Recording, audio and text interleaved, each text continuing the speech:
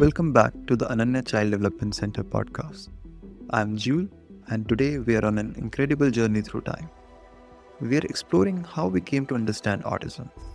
In our last episode, we discovered a world where children who were different were often misunderstood. The word autism meant something completely different, and we met two key figures, Eugene Bleuler and Leo Kanner. Now, our story takes us to Johns Hopkins University. Here, Kanner is creating something revolutionary, America's first child psychiatry service. And is about to meet 11 remarkable children who will change everything. Madhavi ma'am, tell us what made these children so special. These children were like a fascinating puzzle jewel. They were different from any known diagnosis, living in their own unique worlds, showing unusual patterns of behavior.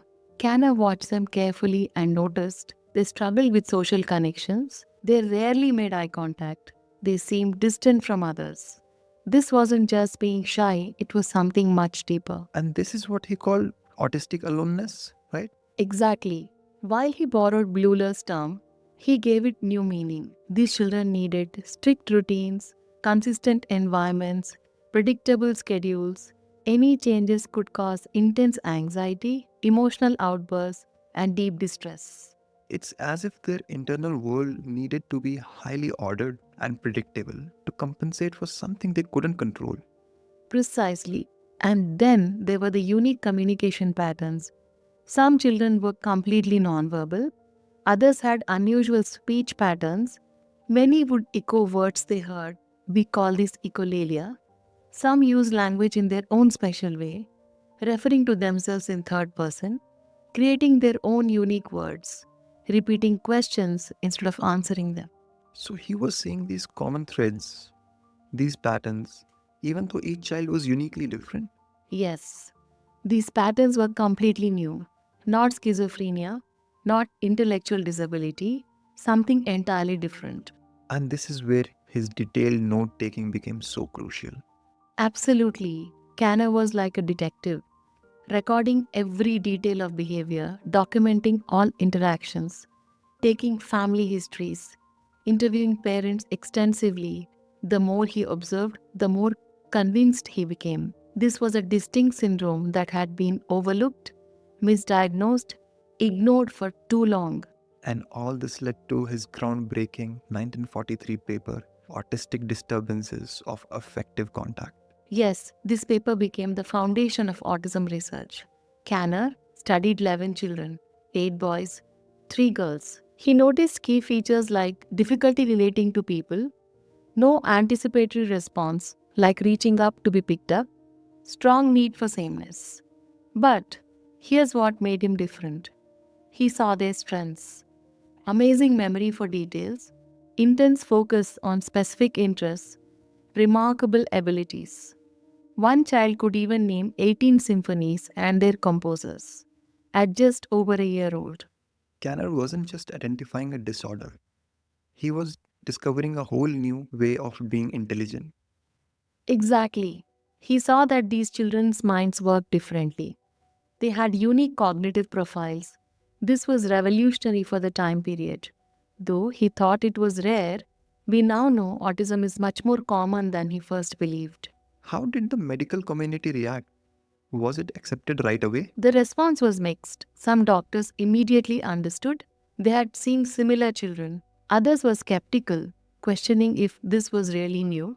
Many still thought it was just childhood schizophrenia. It took years of more research, case studies, gradual understanding, and during this time, something fascinating happened.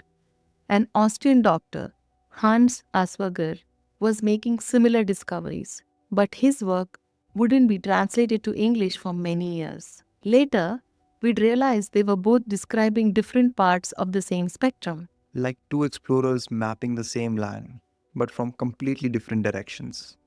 A perfect analogy. But then came a tragic detour, the refrigerator mother theory. Right. We mentioned this last time. The cruel idea that cold, unloving mothers caused autism. It must have been devastating for families. It was a terrible mistake.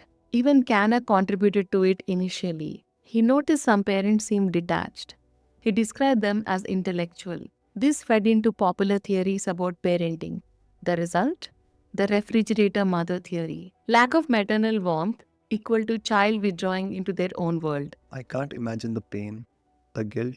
These parents were already struggling so much. And it wasn't just emotional damage. This theory blocked biological research, delayed effective treatments, blamed innocent mothers. How did we finally move past this harmful idea? Not sure if this belief has changed in India. I still hear these kind of things sometimes. But when it comes to the Western world, I think it took a powerful team to change minds, dedicated researchers, caring clinicians, and most importantly, parents of autistic children. Bernard Rimland led this fight. Father of an autistic child, trained psychologist, founded the Autism Society of America, created Autism Research Institute. His message was clear. This is not about parenting, it's biology. So it was science and parents working together that finally defeated the refrigerator mother theory. Yes, step by step, they gathered evidence, conducted studies, showed autism's biological roots. Scientists discovered genetic factors, brain differences, neurochemistry patterns. The truth became crystal clear.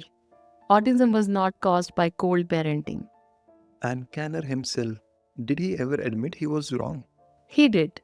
It was in his later years. He stepped away from the theory, admitted his mistake, recognized his early views were limited. Remember, science is about learning and growing.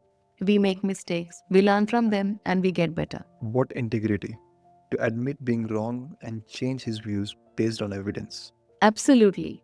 Despite that early mistake, he brought autism out of shadows, gave it a name and description, started a revolution in understanding, created foundation for future research. One person's work, such an incredible impact. But this was just the beginning, wasn't it? Exactly. Kanner's work was just the first step. Since then, researchers worldwide have refined diagnostic criteria, explored biology deeper, developed new therapies, recognized the beautiful diversity of autism.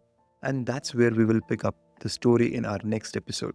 We'll explore the emergence of the autism spectrum, the groundbreaking work of researchers like Lorna Wing, the growing recognition of neurodiversity, and we will delve into recent scientific discoveries that are transforming our understanding of the autistic brain. This journey continues to this day. It's a powerful testament to the strength of scientific inquiry, the importance of parent advocacy, the remarkable resilience of human spirit. Thank you, Madhavi ma'am, for sharing your expertise and guiding us through this crucial chapter in the history of autism. And to our listeners, thank you for joining us on this journey of discovery. We hope you'll join us for the next installment as we continue to unravel the mysteries of the human mind, celebrate the diversity of human experience.